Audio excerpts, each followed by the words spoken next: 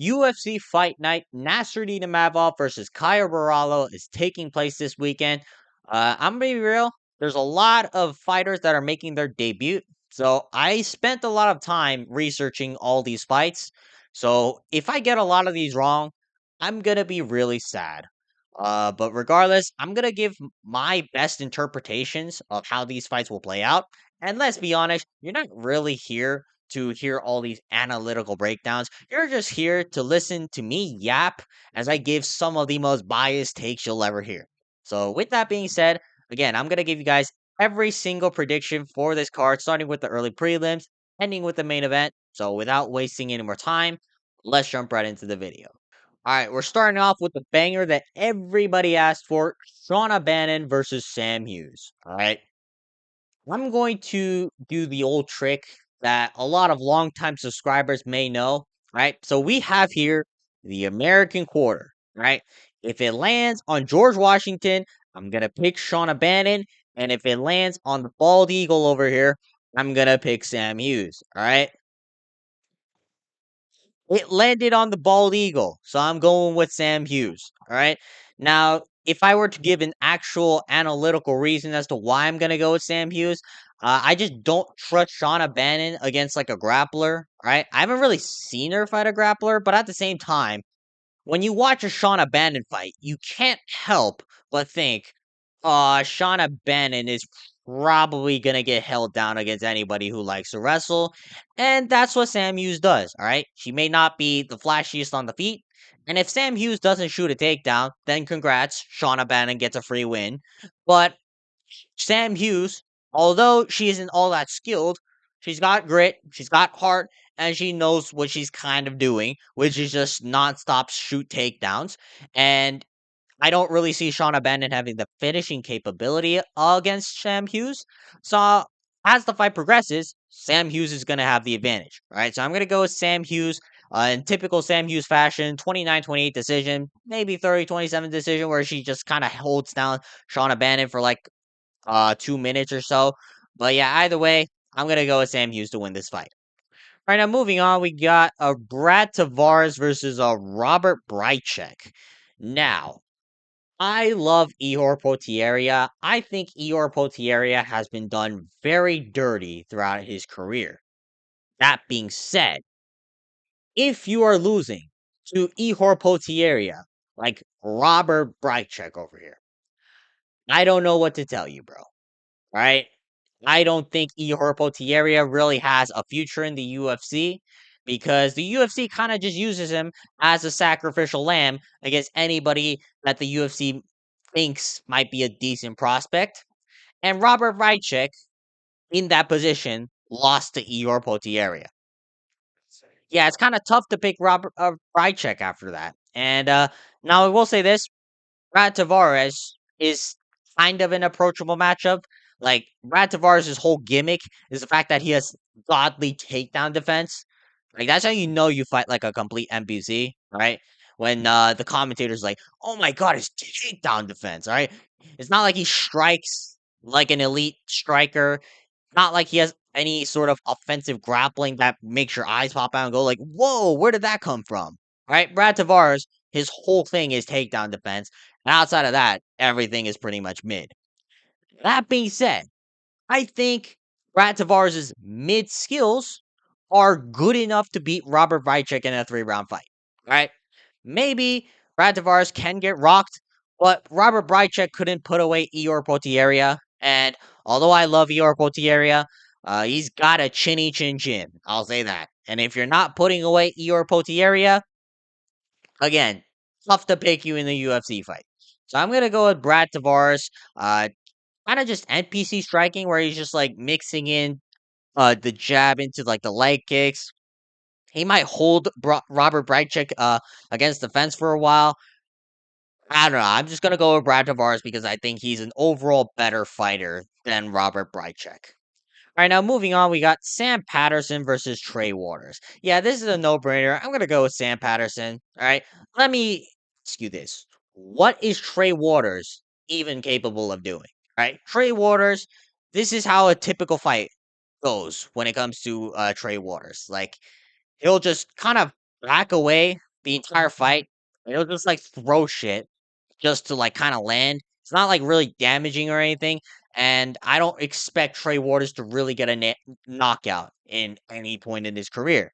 Right? Against a guy like Sam Patterson, you actually have to go for the knockout. All right. Sam Patterson is a 6 feet 3 absolute phenom in the welterweight division. Now, Sam Patterson, on the other hand, he's actually pretty good, right? He's kind of had some bumpy roads in the lightweight division, but ever since he moved up, he's on like a 3 or 4 fight win streak, and he's got like consistent finishes in every single one of his fights, all right? And plus, Trey Waters, I don't think has any sort of grappling. So Sam Patterson, if you want to take this safe, take down Trey Waters, and you'll probably sub him within the first round. But even if you don't want to do that, Trey Waters ain't knocking you out. Trey Waters is just gonna try to tip tap strike you. All right. Sam Patterson probably can just walk him down and try to KO Trey Waters. So I'm gonna go with Sam Patterson to win this fight however he wants. I'm gonna say more likely by submission because again, Sam Patterson's a really good grappler, and Trey Waters so far hasn't shown any sort of grappling skills. But even if it's on the feet, I'm gonna still gonna go Sam Patterson. Just pick Sam Patterson on this. All right. Again, I said I have biased takes, but I think I'm being pretty objective when I'm saying Sam Patterson should win this fight. All right. Now up next we got William Gomis versus Robert Ruchala. I'm gonna go with William Gomis on this one. I've watched Robert Ruchala's fights on KSW, and the one thing I have to say about Robert Ruchala fights, very underwhelming. All right, what does Robert Ruchala really do? Like he's a good grappler, but on the feet he's just so hittable, right? And now, do I see William Gomis being the guy to knock out Robert Ruchala? No, William Gomis can't get a knockout even if he tried, right? His only knockout in the UFC is because he hit some guy in the groin, and for some reason they ruled it as a body kick TKO. I don't know what the UFC ref and judges were thinking in this situation, but that's William Gomez's one and only finish in the UFC. And outside of that, he's been NPC maxing in the featherweight division, just kind of backing up the entire time, tapping low kicks at range, and like kind of stinging you with left hands. Like he doesn't really do that well. All right, I'm gonna go with William Gomis though. I think he's much better than Robert Ruchala. Again, Robert Ruchala, if he was to show me any sort of aggression on the feet, then I would actually pick Robert Ruchala because that's how you beat William Gomis. You got to press the action against him and get him up against the fence to either tee off on him or try to grapple with him and take him down. All right. Now, if Robert Ruchala does get the fight to the ground, I can see him having the advantage, but I don't see Robert Ruchala getting the fight to the ground in the first place. Robert Ruchala, especially in the early rounds, spends his entire time backing himself up in against the cage in order to shoot sloppy takedowns. All right, they work sometimes, but I don't think it's gonna work against William Gomis, especially when you're giving him all this space, and especially if William Gomis can actually get things rolling. All right, because technically he is good. I just don't like watching his fights because he fights like an NPC French kickboxer. I hope I'm wrong because again, I don't want William Gomis to win, but I don't think Robert Ruchala has the skill sets to beat William Gomis. So I'm going to go with William Gomis to win this fight 30-27 or 29-28 by decision. All right, now moving on, we got Andreas Gustafsson versus Rinat Fakhretinov. I'm going to go with Andreas Gustafsson. Rinat Fakhretinov has not looked all that impressive in his last couple of fights. All right, against Carlos Leal, he did win the fight, despite Carlos Leal winning all 3 rounds, according to every single media member who actually has eyes. Somehow, Rinat Fakhretinov is undefeated in the UFC. I have no idea how that's even possible. Rinat Fakhretinov, simply put, he kind of showed that he gasses out pretty quickly. He doesn't have that good of a finishing potential on the ground. And on the feet, yeah, he can knock you down. Yeah, he can hit you with like powerful shots, but it's not a guarantee he gets the knockout. And if he doesn't get the knockout by the first round, he gasses out really quickly. Andreas Gustafsson has an iron chin. He's known for pushing pace like crazy, and he's a really good wrestler, so I don't even think Rinat Fakhretinov can really take Andreas Gustafsson down at will. If Rinat Fakhretinov were to take down Andreas Gustafsson, sure, I think Fakhretinov will have better positions and overall skill sets in like the jiu-jitsu part of the grappling, but Andreas Gustafsson, I haven't really seen him get held down, and plus, I think he's much stronger than Rinat Fakhretinov, and I know for a fact that he'll push a harder pace than Rinat Fakhretinov, and if Rinat Fakhretinov decides to do what he does against what he did against Nicholas Dalby or Elijah Zaleski dos Santos, he's going to tire himself out, and it's going to be harder and harder for him to implement the game plan of just holding people up against the cage, because especially against a guy like Andreas Gustafsson, who just never stops going forward. So I'm gonna go with Andreas Gustafsson. I don't know how he's gonna win. Like he could go by decision. He could knock out Rinat Fakhretinov, but by rounds 2 or 3, I think Andreas Gustafsson is gonna put a generational ass whooping on Rinat Fakhretinov. All right, now moving on, we got Marcin Tybura versus Ante Delija. Yeah, I don't know who I'm gonna go with. Actually, no. I'm gonna go with Ante Delija. I'm gonna take a chance on the guy making his debut in the UFC after coming over from the PFL. And the reason I'm doing that is because he knocked out Kenan Ferreira in the first round, right? Not even Riz Van Kuniev could do that. Riz Van Kuniev on PEDs couldn't even do shit to Bruno Ferreira. And Ante Delija just smoked him in the first round. And Bruno Ferreira, or like Renan Ferreira, I'm sorry. Renan Ferreira, like, I know he's lost every single fight you watched him, but again, Riz Van Kuniev went to a close decision with Curtis Blades. And Curtis Blades, I think, is much better than Marcin Tybura, right? This pick can age absolutely horribly. If anything, my brain is telling me to go with Marcin Tybura, but this is kind of more my bias speaking. So I'm going to say that Ante Delija, he's not going to get submitted, all right? He's not going to get taken down at will like every single blob heavyweight that Marcin Tybura fights. And he's not gonna get NPC strike that will, like when Marcin Tybura fought fucking Mick Parkin. All right, so I'm gonna go with Ante Delija. Ground and pound TKO by the first or second round. Yeah, Ante Delija, from what I've seen, has vicious ground and pound, and he can really put away people in the first or second round. I'm gonna go with Ante Delija to win this fight. Hopefully, Ante Delija pulls this off. Again, my brain tells me Marcin Tybura is gonna win, but for some reason, I'm gonna say that Ante Delija is gonna win this fight.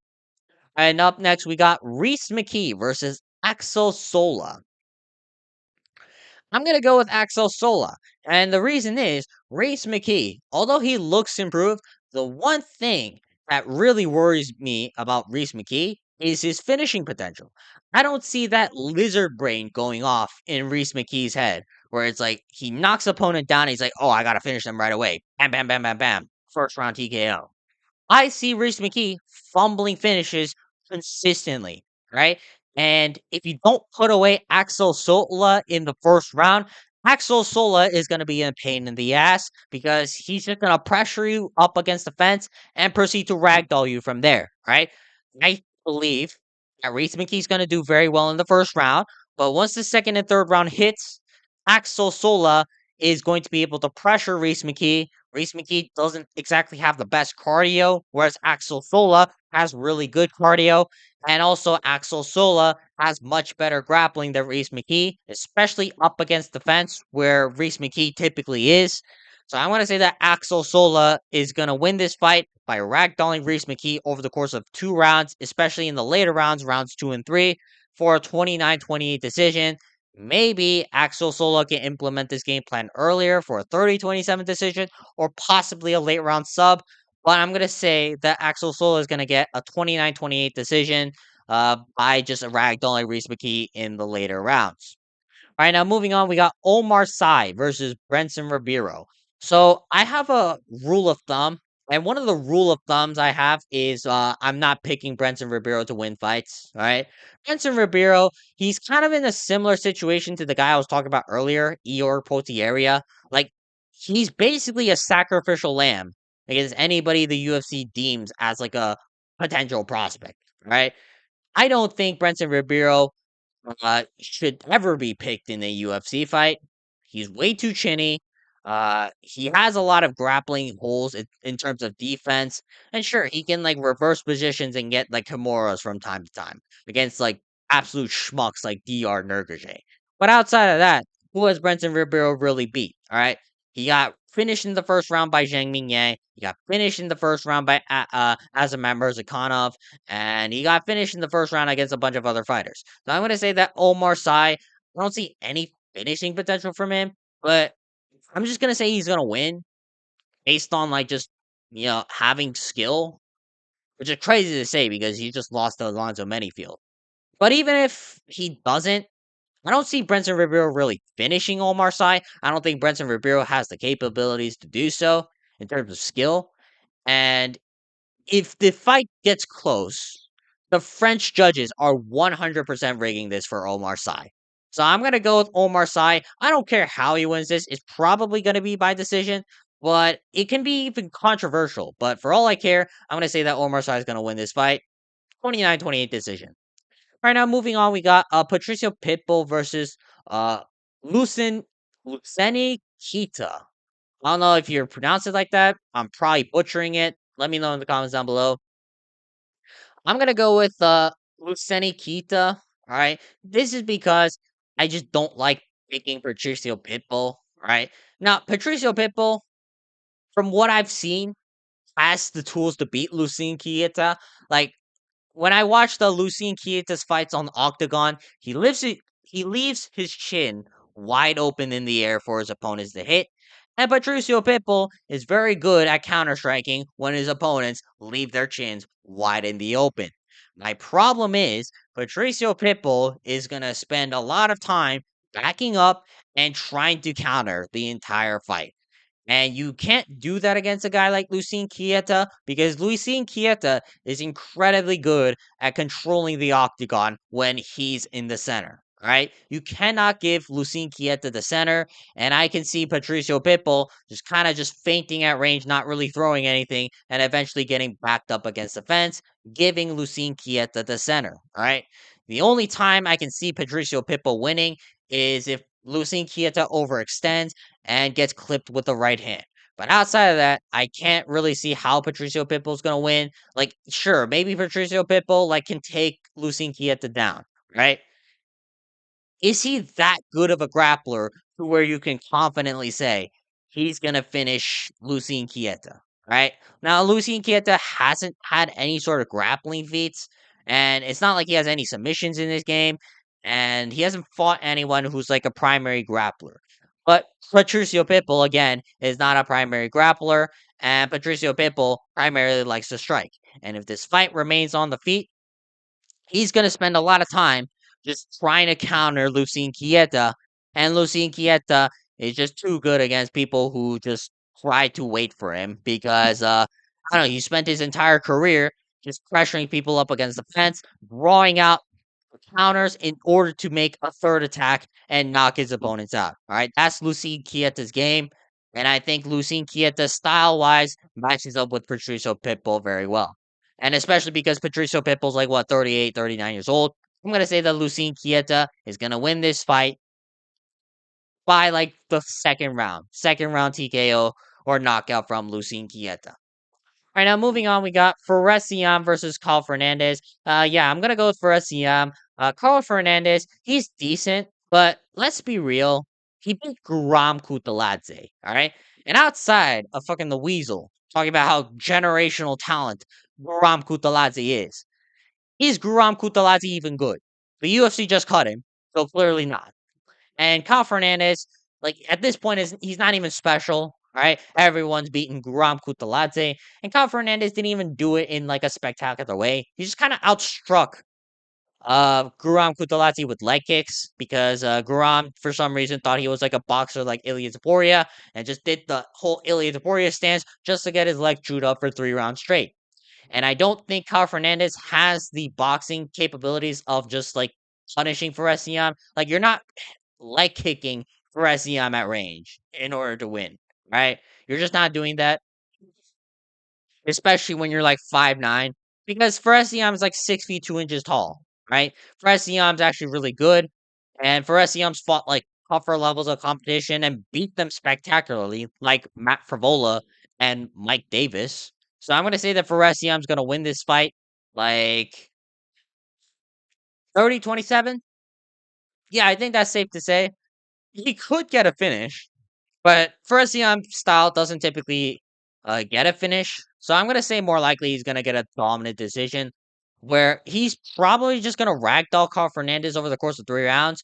But if this fight were to go remain on the feet, I could still see Ziam just pumping the jab against Carl Fernandez and just like holding him up against the fence in order to just do more than Carl Fernandez over the course of 3 rounds. Right now, up next, we got Modestas Bukauskas versus Paul Craig. Yeah, this is another rule of thumb I have. Just don't pick Paul Craig in the year of 2025, let alone ever to win a UFC fight. Like, I don't believe that Paul Craig should be in the UFC at this point. Now, that being said, Modestas Bukauskas is a very approachable matchup because Modestas Bukauskas' grappling is sus, his submission defense is incredibly sus, and Paul Craig, he can get you in a fluke triangle from time to time. Problem is, Modestas Bukauskas ain't gonna be the one to shoot takedowns. Modestas Bukauskas is just gonna tune up Paul Craig on the feet over the course of 3 rounds. Right? Modestas Bukauskas has nothing to fear against Paul Craig. Right? The only thing Paul Craig has on the feet is a body kick. Like the body kick of doom for Paul Craig ain't gonna put you away. And Modestas Bukauskas overall is the much sharper striker. So, and I just don't trust Paul Craig. So I'm gonna go with Modestas Bukauskas 30-27 just by piecing up Paul Craig. It's gonna be very sad, but Paul Craig, you should retire or you should get cut from the UFC. I don't care either way because at this point it's just kind of silly to pick Paul Craig to win a fight in 2025. Right now, up next, we got a Balaji Oki versus Mason Jones. I'm gonna go with Mason Jones on this one. Balaji Oki has not looked all that impressive to me over his last couple of fights. Like he fought like a featherweight. I forgot the name of that guy, but like he didn't look all that impressive. Balaji Oki, you would think he has like crazy one punch knockout potential, but not really. Like he hasn't had a UFC KO like ever, and I don't really think Balaji Oki hits all that hard because even featherweights moving up to lightweight on short notice are like tanking the shots of Balaji Oki really well. And plus, Balaji Oki, he has a 1-2 that's really good. And I can see that 1-2 working very well against Mason Jones because Mason Jones's head movement's very sus. But realistically, Balaji Oki, uh, outside of the 1-2, he's just not anything in his game, right? Mason Jones, although he is very suspect on defense, he's a much more well-rounded mixed martial artist. Like he can effectively mix takedowns when he needs to. He can mix in some spinning kicks. He can actually box with you if necessary. And plus, I know I said the 1-2 is going to be very effective against Mason Jones. Mason Jones has never been knocked out in the UFC, though, right? And I'm not about to pick Balaji Oki, who has 0 KOs in the UFC, to suddenly KO the Iron Chin of Mason Jones. All right. What I see from this fight is Mason Jones just kind of walking down Balaji Oki, and Balaji Oki can throw the straight punches for all he care. Right? You're not knocking out Mason Jones if you keep hitting him against the head. And eventually, I can see Mason Jones kind of breaking Balaji Oki. So I'm going to go with Mason Jones to win this fight. Late round TKO, maybe like a 30-27 decision, 29-28 decision. But yeah, by the later rounds, you're going to see Mason Jones start to break Balaji Oki because, again, Balaji Oki doesn't have the tools to mix up against Mason Jones in order to win the fight, nor does he have like all that great cardio to like outlast Mason Jones in a dogfight. All right, moving on, we got Benoit Saint-Denis versus Mauricio Rufy. Again, this is pretty obvious. I'm gonna go with Mauricio Rufy. Like Benoit Saint-Denis, I'm not just picking against him because he's not in the best position of his career. Like I'm picking against him because he's actively looking worse and worse after every single fight recently. Like he looked worse against Kyle Prepelic than when he fought Renato Moicano and got absolutely butchered, and when he fought Dustin Poirier to get knocked out in the second round. In my opinion, Mauricio Rufy, although he might not reach like the top five, I think Mauricio Rufy is better than Hanato Moicano on the feet. And I think Mauricio Rufy, uh, he could beat a Dustin Poirier potentially, like right now. Whereas Benoit Saint-Denis gets absolutely smoked. Now, to be fair to Benoit Saint-Denis, if this fight were to go to the later rounds, he has a better shot. Because Mauricio Rufy has proven that his cardio isn't the best. But I don't see this fight going to the later rounds. Benoit Saint-Denis' chin has been tested a lot lately, and Mauricio Rufy is the one guy you do not want to test your chin against, all right? Mauricio Rufy is just a much better striker than Benoit Saint-Denis, and Benoit Saint-Denis essentially in this fight is a pinball, all right? Or like a piñata, right? His head is a piñata for Mauricio Rufy, just a tag off for free. And Mauricio Rufy will find a knockout shot against Benoit Saint-Denis if he continues to do what he does, which is have his hands down, just trudging forward with his chin wide up in the air, uh, asking his opponent to knock him out in the first or second round. So I'm going to go with Mauricio Rufy to win this fight by round 1 TKO. Maybe he goes to the second round, but I don't really expect it to go past the second round. I don't really expect Mauricio Rufy to fight that much danger because, again, Mauricio Rufy's a marauder. But again, he's just so hittable that I cannot trust Benoit Saint-Denis to be able to trudge through Mauricio Rufy, who is an elite and dangerous striker with great shot selection and incredible power. All right, I'm just not picking Benoit Saint-Denis to win this fight. Mauricio Rufy should get the job done. Moving on to the main event, we got Nassourdine Imavov versus Caio Borralho. Now, everything from the tape tells you that Nassourdine Imavov is going to win this fight. Main issue I have with Caio Borralho is he moves in a straight line a lot. And Nassourdine Imavov has arguably the best 1-2 in the middleweight division. And if Nassourdine Imavov hits you with a 1-2, good chance that you might be on figure skates. That being said, I just cannot trust Nassourdine Imavov. Like, I understand he had that performance with Israel Adesanya, where he timed the 1-2 as Israel Adesanya stand switch. Beautiful sequence, by the way. All right, just to make that clear. But he was kind of getting tuned up prior to that 1-2. And sure, he has a spectacular knockout against Israel Adesanya, but he also has the performances like when he fought Brendan Allen, where they had a complete mid off for 15 minutes. Right? And sure, he has that performance where like he quote unquote TKOs Jared Cannonier because Jason Herzog's a retard and doesn't know that like Jared Cannonier's like trying to fight back. But then Nasruddin Imavov also has those performances with Roman Dolidze, where like, yeah, he's about to knock out Roman Dolidze in the first round, but right after that, it's just 20 minutes of absolute dog shit. All right.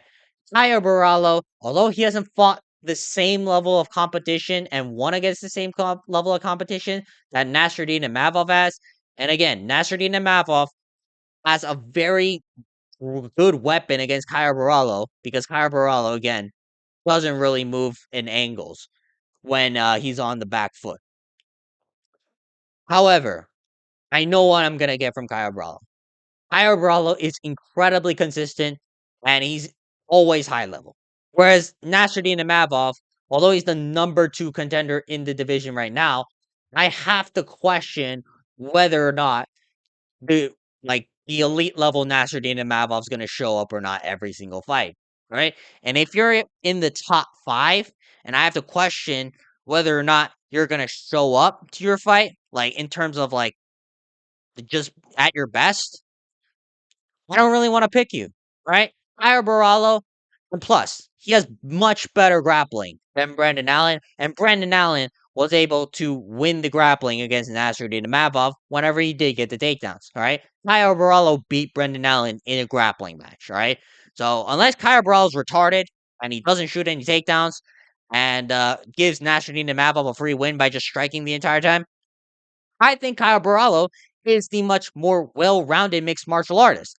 And plus, you got to consider this.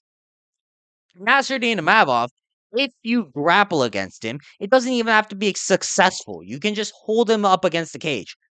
He will fatigue, right? Caio Borralho, right, assuming he is smart, and so far he's shown smart fight IQ. Okay, Caio Borralho is gonna mix in takedowns. He's maybe he'll fail some, maybe he'll succeed in some. Either way, he's gonna fatigue Nassourdine Imavov by mixing in the grappling along with the striking in order to win by either late round submission or a decision 49-46 or 48-47. Everything from the tape points that Nassourdine Imavov's gonna win this fight. But I cannot help but think that Caio Borralho is gonna win.